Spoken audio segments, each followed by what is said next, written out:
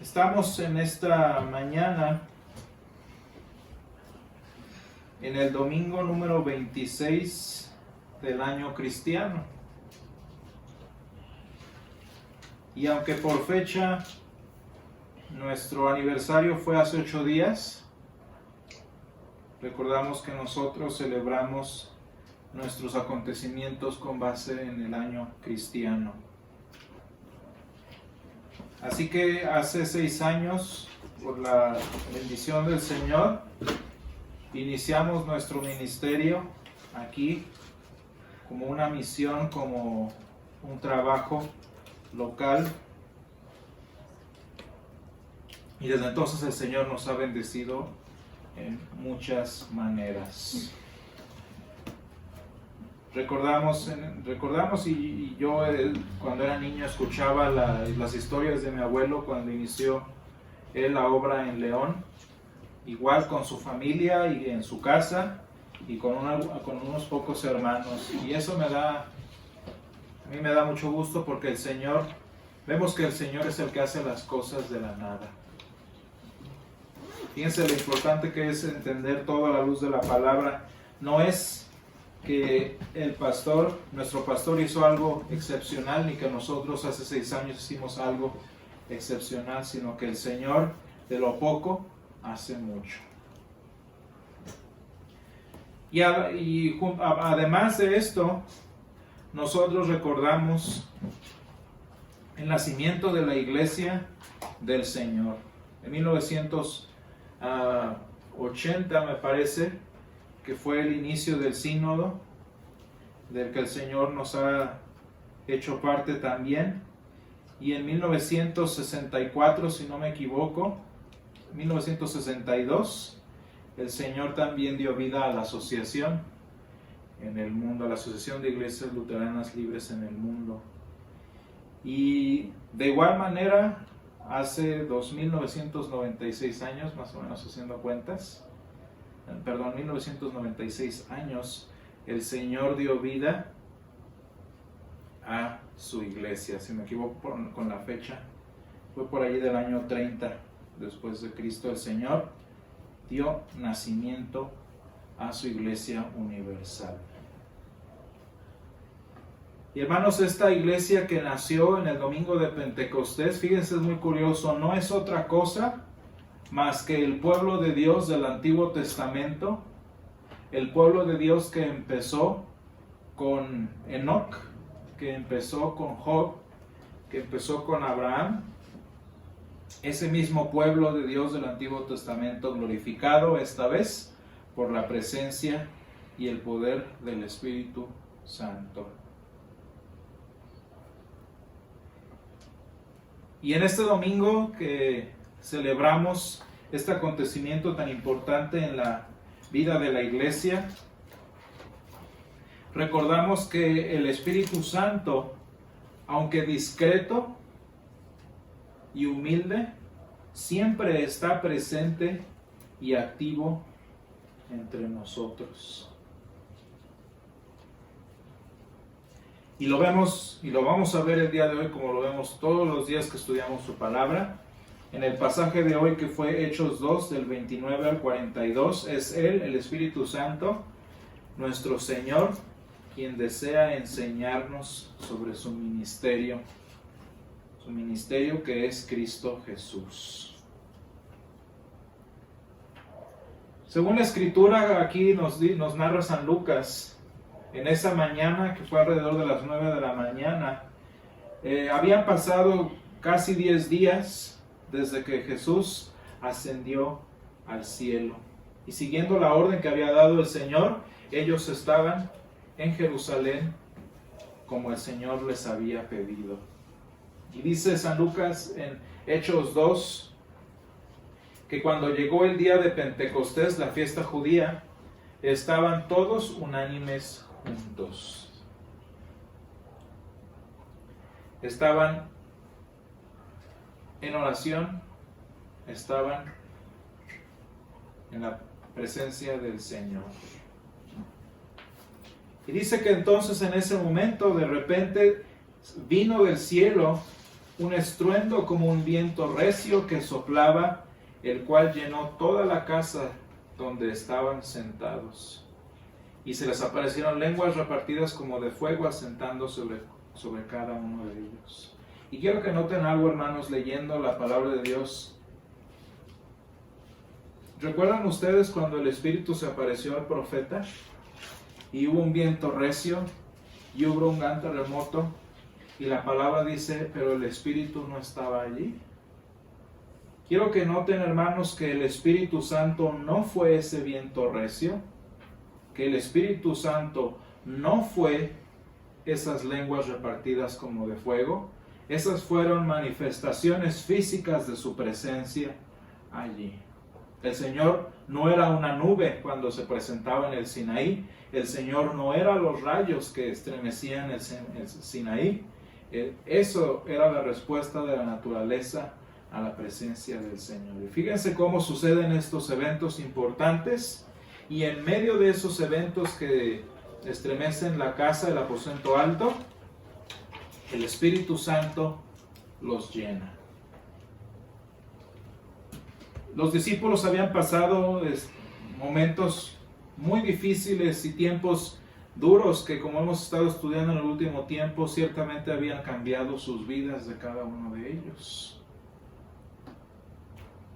Yo no pensaría, pues con base en la falta de fe que habían expresado, con el temor que habían cada uno manifestado en su momento, uno pensaría, bueno, ahora sin el Señor de su lado, pues la historia del pueblo de Dios te va a terminar allí. Ya Jesús no está con ellos. Sin embargo, hermanos, en ese momento es que se cumple la promesa que hizo Jesús a sus apóstoles en San Juan 14:26, que les dice que el Padre enviará al Espíritu Santo. El Espíritu que en el principio, según leemos en Génesis 1:2, se movió sobre la faz de las aguas. El Espíritu Santo que se movía en los tiempos antes de la creación, esa mañana se movió como nunca antes sobre su pueblo. Fíjense cómo el pueblo de Dios ya existía. Pero en ese momento el Señor, el Espíritu Santo, se manifiesta entre ellos para cumplir el propósito que tiene el Espíritu Santo. ¿Cuál es el propósito del Espíritu Santo? ¿A qué se refiere? ¿Por qué es diferente los eventos físicos que sucedieron allí con la presencia del Espíritu Santo? ¿Qué significa ser llenos del Espíritu Santo? ¿Qué es lo que acabamos de leer en Jeremías 31:33? ¿De qué estamos hablando en este nuevo pacto del que habla el Señor, que establecería con su pueblo? Fíjense de qué se trata ese nuevo pacto, esa nueva relación Dios-pueblo. Dice en el versículo 33, pero este es el pacto que yo haré con la casa de Israel. O sea, ya existe.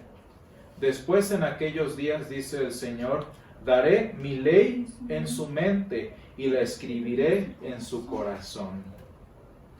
Fíjense, hermanos, a lo que se refiere la presencia del Espíritu Santo en nosotros, cuando la palabra de Dios, cuando sus pensamientos, cuando su doctrina es grabada y plasmada en nuestro corazón.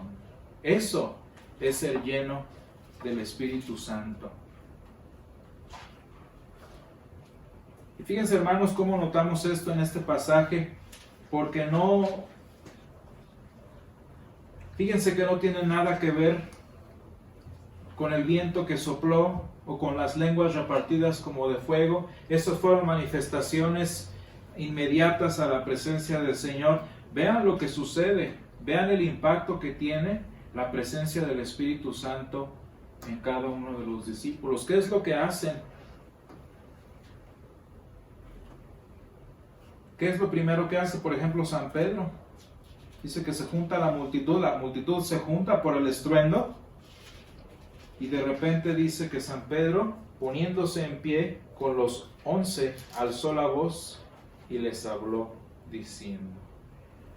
¿Qué es lo que hace la presencia de Dios en nosotros, hermanos? Pues lo mismo que el Espíritu Santo hace por nosotros.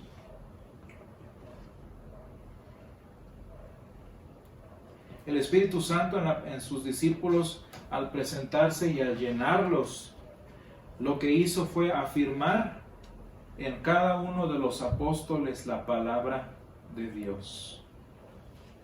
Y hermanos, algo curioso es que de la misma manera en la que inició la Iglesia Universal en aquel día,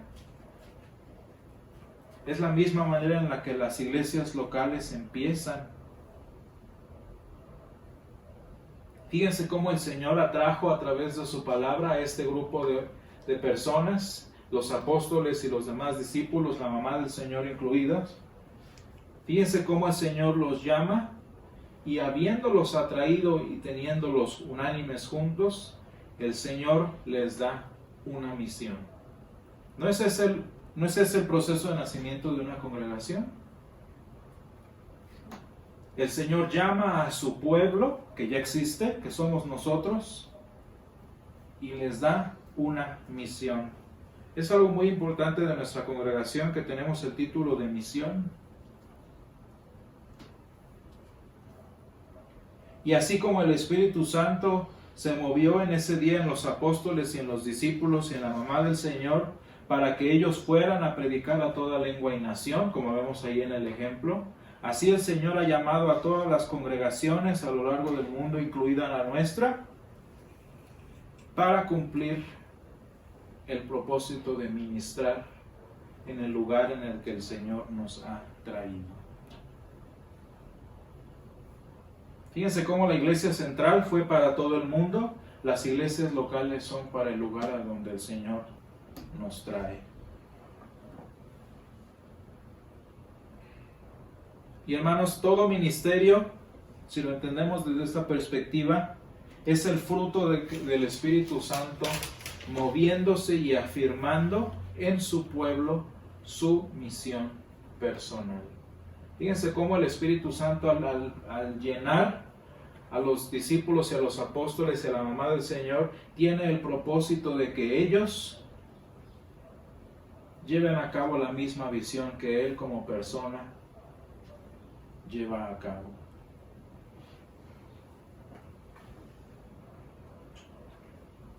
Y este milagro, pues que parece imposible, les digo, el pueblo de Dios estaba a punto de desaparecer.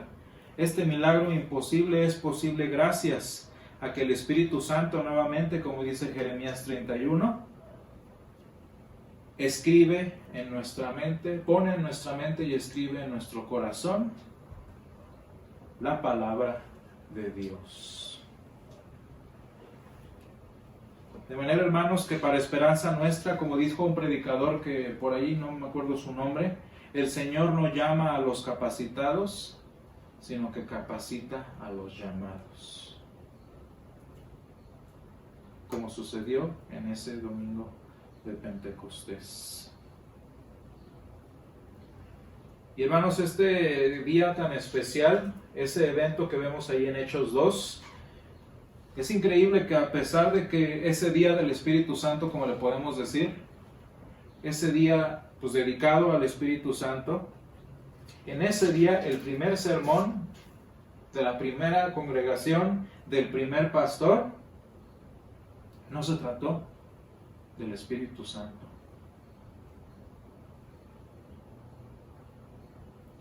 Sino sobre la muerte y resurrección de Jesús. Fíjense lo que dice San Pedro, el primer pastor, en su primer sermón. Versículo 32. Dice San Pedro: a este Jesús del que estuvo hablando, resucitó Dios, de lo cual todos nosotros somos testigos. Fíjense, hermanos, cómo el mensaje del primer sermón del primer pastor es el mismo mensaje del Espíritu Santo. ¿Se fijan que no habló de lo que había pasado? ¿Se fijan que a nadie le interesó lo que acababa de suceder? Porque cuando el Espíritu Santo vino a ellos, la misión del Espíritu se volvió la misión de la ahora iglesia. Y es que, hermanos, como vemos allí en la audiencia, con todos esos individuos que estaban allí presentes, partos, elamitas, árabes, de Frigia y Panfilia y egipcios, y etcétera, etcétera, al igual que todos los que estaban allí, la palabra nos enseña que el mundo en el que vivimos está perdido en la esclavitud de sus pecados. Y hermanos, el que es esclavo a los pecados es esclavo de la muerte.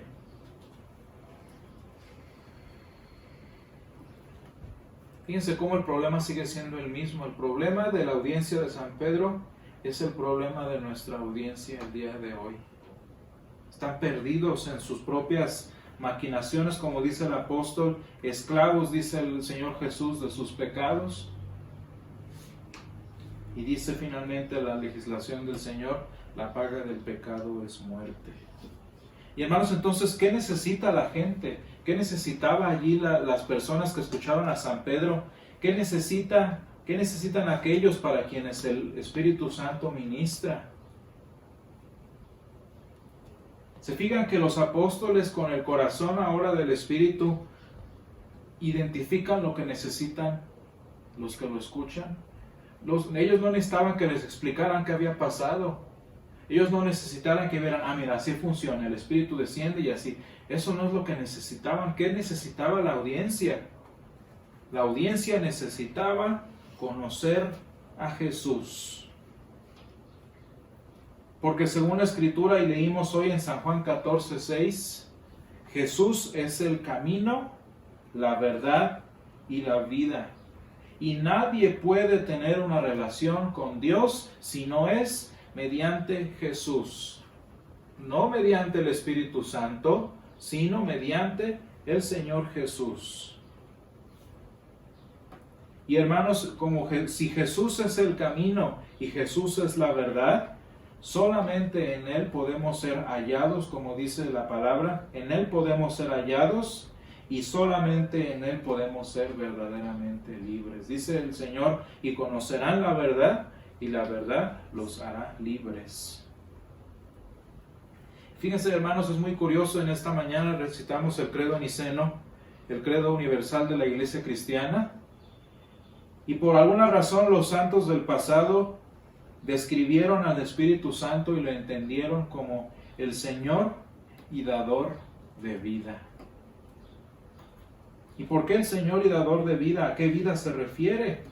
Pues porque así como el Padre sopló su espíritu vivificador en aquel primer hombre que formó, así el Espíritu Santo da vida, trae vida a los muertos como nosotros, cuando somos bautizados o cuando escuchamos por primera vez su palabra. Cuando el bebé viene muerto en sus pecados, cuando el bebé viene imposibilitado de creer, el Espíritu Santo trae vida a ese niño mediante las aguas del bautismo. Entonces, en pocas palabras, ¿qué es lo que trae el Espíritu Santo? ¿Para qué propósito el Padre envía al Espíritu? ¿Para darnos qué? ¿Qué nos da el Espíritu Santo? ¿Cómo le llamamos a esa vida que el Espíritu nos da? Cristo Jesús. Y dice el Señor, yo soy el camino, la verdad, y finalmente yo soy la vida. El Espíritu Santo, los antiguos lo llamaron Señor y dador de vida, porque el Espíritu se encarga de darnos a Cristo. Y así como el Espíritu Santo hace casi 2000 años nos dio al Señor Jesús encarnado en la Virgen María, hoy el Señor, el Espíritu Santo, endereza nuestros caminos según los pasos de Jesús. Hoy el Espíritu Santo toma la justicia propia de Cristo y la hace nuestra justicia. Y finalmente, hermanos, el Señor toma la victoria de la cruz y de la tumba vacía que ganó el Señor y la hace nuestra vida. Gracias a que Jesús murió y resucitó, el Espíritu Santo hace que Jesús mismo sea nuestra vida, como dice Colosenses 3:4.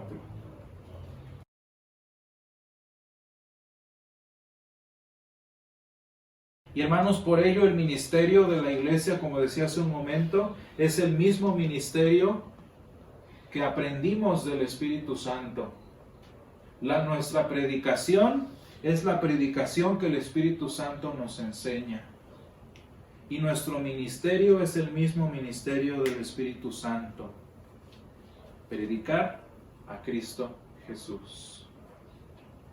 Y hermanos, ustedes lo ven en toda la palabra de Dios. ¿De qué se trata el mensaje de la palabra según San Pablo? Si Cristo no resucitó, vana es nuestra fe. Y por eso San Pedro en su primer sermón no predicó sobre el Espíritu Santo, sino que predicó de Cristo Jesús. Hermanos, parece que nosotros nos olvidamos del Espíritu Santo todo el año, ¿verdad? Parece que hablamos nada más de Jesús y Jesús y Jesús, pero lo hacemos por una razón, porque ese es el ministerio del Espíritu Santo. El ministerio del Espíritu Santo no es el mismo. Su ministerio es predicarnos a Cristo resucitado.